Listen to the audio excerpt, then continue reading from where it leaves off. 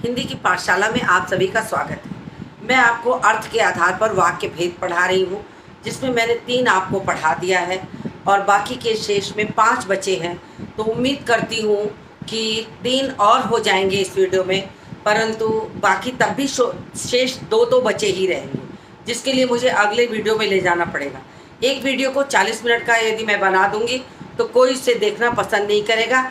आज के दौर में कोई भी बच्चे या बड़े ज़्यादा समय नुकसान करके किसी एक चीज़ को लगातार नहीं देख पाते, इसलिए और कभी कभी डाटा की प्रॉब्लम भी आ जाती है। कई काम करने हैं तो थोड़ा थोड़ा हिस्से में हम सब कर सकते हैं, तो वो सब ध्यान रख कर के मैं 15-17 मिनट से ज़्यादा का वीडियो नहीं रखना चाहती हूँ। बड़ी परिस्थिति ऐसी होती है कि ख़त्म नहीं हो रहा, तो कभी कभी मेरा चला जाता है 19 मिनट में, नहीं तो फिर मैं कोशिश करती हूँ कि 13, 14, 15 मिनट में ही मैं वीडियो को ख़त्म कर दूँ। तो प्लीज़, और पार्ट वाइज बांटना ज़रूरी हो जाता है ताकि आप उसे अच्छी तरह देख सकें। तो मैंने आपको 3 करा दिया है इसमें, तो उसमें आप बचा आज्ञावाचक तक मैंने करा दिया है। मैंने आपको विधानवाचक, निषेधवाचक और आज्ञावाचक करा दिया है, और आज बारी है चौथा प्रश्नवाचक। प्रश्नवाचक वाक्य, जैसा कि आप टॉपिक देखेंगे तो भी आप समझ जाएंगे, और साधारण रूप से बहुत सरल भी है कि ऐसे वाक्य जिसमें प्रश्न का मतलब ये है कि कोई क्वेश्चन पुट किया जा रहा हो, कोई क्वेश्चन आपसे पूछा जा रहा हो, तो वो प्रश्नवाचक हो जाएगा। तो अगर हम किसी तरीके का क्वेश्चन उसमें, तुम्हारा नाम क्या है, तुम कहाँ जा रहे हो, यानी जिन वाक्यों में क्या, कहाँ, कैसे, कब जैसे शब्दों का प्रयोग करके कोई सवाल पूछा जा रहा हो, वो सारे प्रश्नवाचक वाक्य होते हैं। तो जिन वाक्यों में क्या, कहाँ, कब, कैसे आदि प्रश्नवाचक शब्द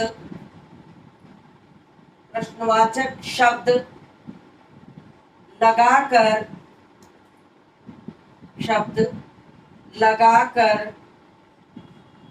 प्रश्न पूछा जाए, उसे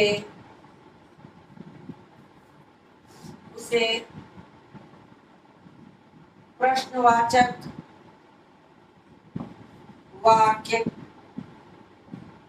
कहते हैं। जैसे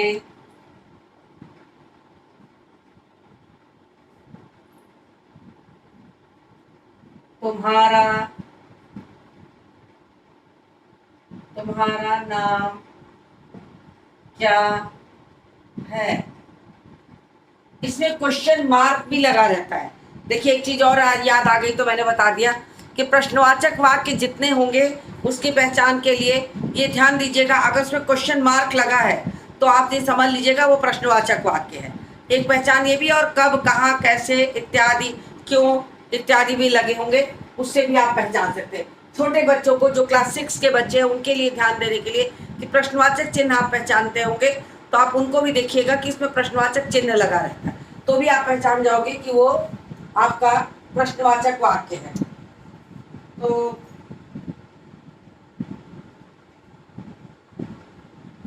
दूसरा, तुम कब तक वापस आओगे। तुम कब तक वापस आओगे। तुम कब तक वापस आओगे।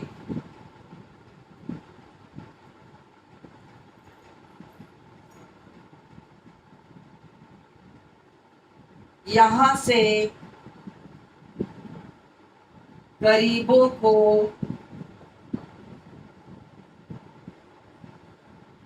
क्यों हटाया जा रहा है। हटाया जा रहा है। यहाँ से गरीबों को क्यों हटाया जा रहा है।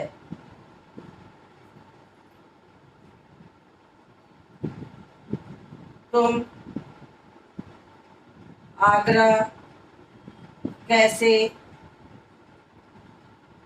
पहुंचोगे?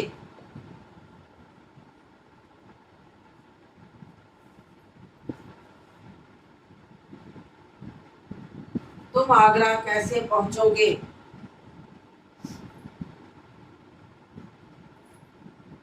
आज तुमने खाना क्यों नहीं खाया? क्यों नहीं खाया?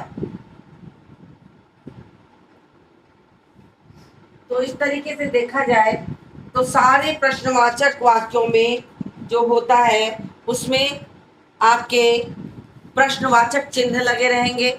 प्रश्नवाचक चिन्ह के साथ आपका एक प्रश्नवाचक शब्द भी होगा। उस शब्दों के माध्यम से पहचान सकते हैं, प्रश्नवाचक चिन्ह के माध्यम से पहचान सकते हैं। तो बड़े आसानी से प्रश्नवाचक पहचाना जा सकता है।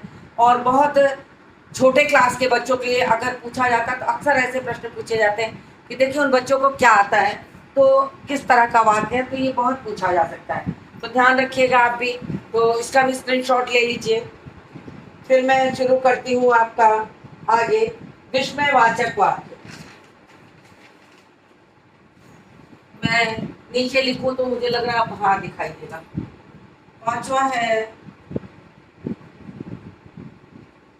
विस्मयवाचक वाक्य। विस्मयवाचक वाक्य क्या है? ऐसे वाक्य जिनसे कोई आश्चर्य प्रकट हो रहा हो। विस्मयवाचक वाक्य क्या है? जिसमें किसी भी तरीके का आश्चर्य, शोक, हर्ष, विस्मय आदि का बोध होता हो, वो विस्मयवाचक वाक्य होते हैं। ऐसे वाक्य जिनसे हर्ष, शोक, दुख, घृणा और आश्चर्य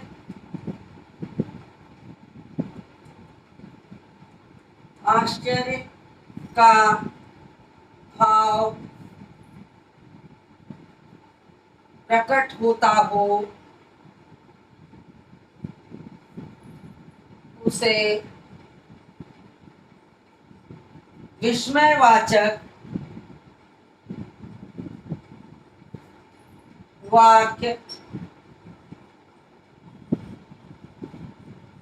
कहते हैं। अब हर्ष, वाह। अब शब्द देखिए कौन कौन से प्रयोग होते हैं। हर्ष कह रहे हैं, वाह, शोक हो, अरे, अरे में भी आश्चर्य भी आता है, अरे में, और अरे में दुख भी प्रकट होता है। फिर दुख में, ओहो, तो ये दुख का भाव है, उसके साथ ऐसा कैसे हो गया, ओहो, वह तो बहुत गरीब था। फिर घृणा, छी आदि शब्दों, छी कितनी गंदगी है, तो घृणा का शब्द हो गया। फिर आश्चर्य, अरे तुम कब आए, तो मतलब एक सवाल उठा के साथ ही एक आश्चर्य का भाव आ रहा। तो ये जो शब्द प्रयोग किए जाते हैं, अरे, वाह, छी, ओहो इत्यादि जो शब्द हम प्रयोग करते हैं, ये सारे शब्द जो होते हैं हमें विस्मयवाचक शब्दों के, विस्मयवाचक जो आपका वाक्य होता है या विस्मयवाचक जो भाव होता है उसके लिए इसको प्रयोग करते हैं। तो उसके लिए इसका प्रयोग किया गया है। तो हम आपको बता दें कि ऐसे वाक्य जिनमें हर्ष, शोक, दुख, घृणा और आश्चर्य का भाव प्रकट होता हो, उसे विस्मयवाचक वाक्य कहते हैं। देखिए मैं उदाहरण लिखती हूँ।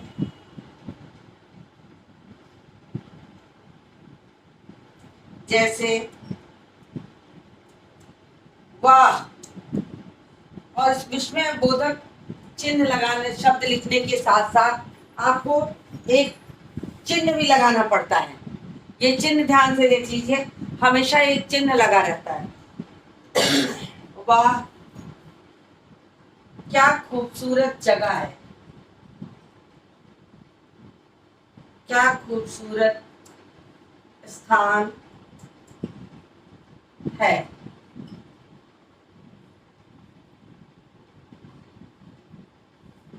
दूसरा,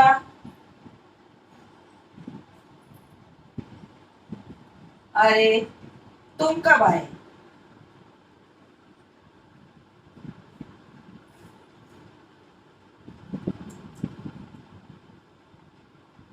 अरे तुम कब आए। तीसरा,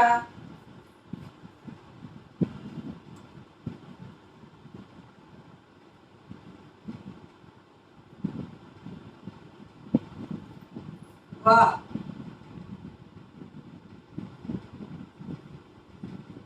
ओहो,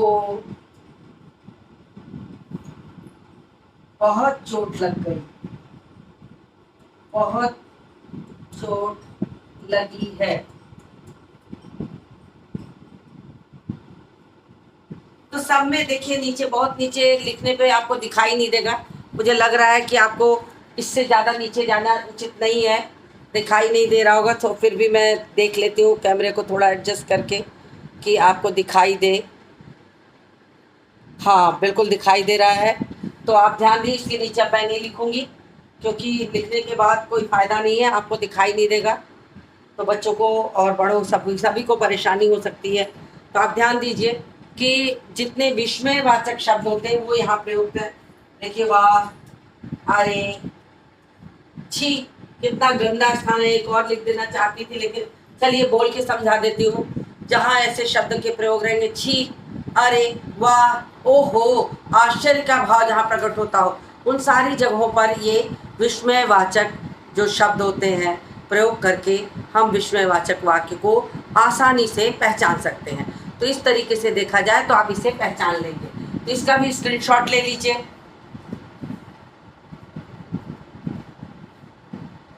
फिर मैं आपको इच्छावाचक वाक्य बताती हूँ।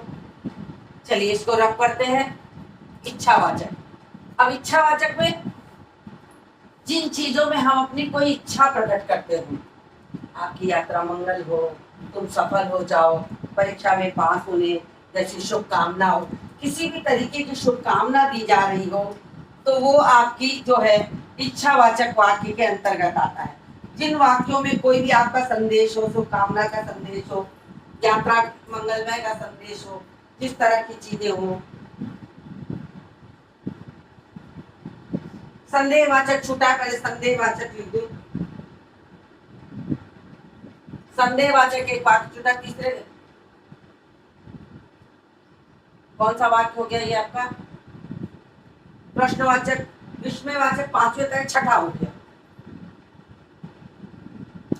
यहाँ मार्कर में नहीं लिखा जा रहा, चलिए दूसरे से लिखती हूँ।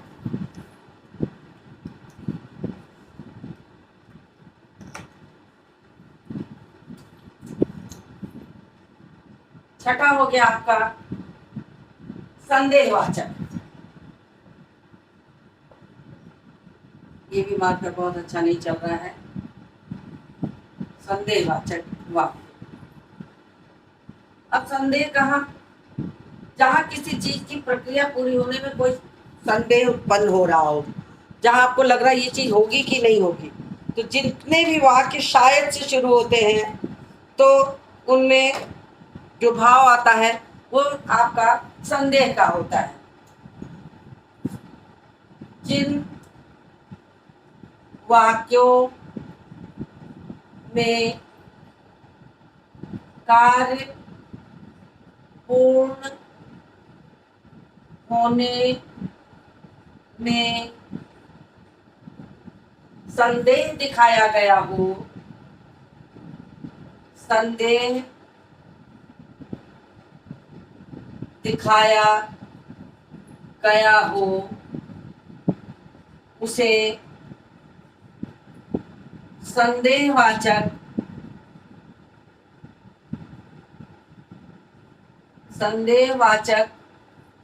वाक्य कहते हैं। जैसे इनमें शायद लगा रहता है। आपको बता दूं कि ऐसे वाक्यों में शायद लिखा रहता है। शायद आज वर्षा हो, शायद वो समय पे पहुंच पाए, यहाँ तो देर से निकला, शायद वो समय से पहुंच पाए। तो शायद जैसे शब्द का प्रयोग करके हम जो रहता है संदेह को प्रकट करते हैं। शायद आज वर्षा हो। शायद आज वर्षा हो।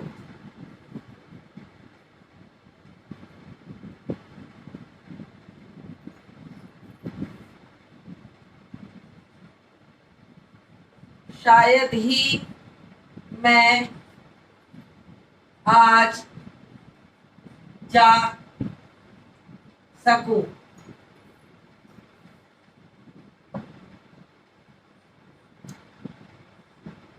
शायद ही आज जा सकूं।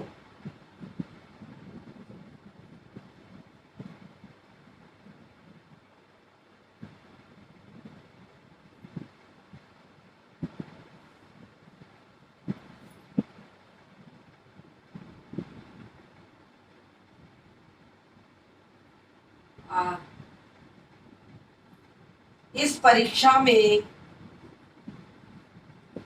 परीक्षा में वह शायद ही पास हो।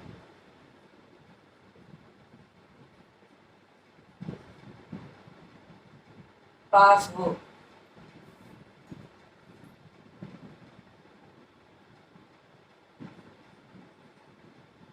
शायद तुम मुझसे लंबे हो। तो इस तरीके से जहां कहीं भी शायद या संभावना बनी रहे, वाक्य में जहां संभावना प्रकट हो, वो सारे वाक्य जो होते हैं आपके संदेहवाचक वाक्य होते हैं। तो मैंने यहाँ तक पढ़ा दिया। फिर वीडियो 17 मिनट का हो गया, तो मैं बंद करती हूँ इस वीडियो को और मिलती हूँ आपसे अगले वीडियो में। लेकिन आपसे अनुरोध है कि प्लीज़ लाइक करिए, शेयर करिए, सब्सक्राइब करिए और मेरे इसके अगले पार्ट में मेरे साथ बने रहिए। Thank you all of you.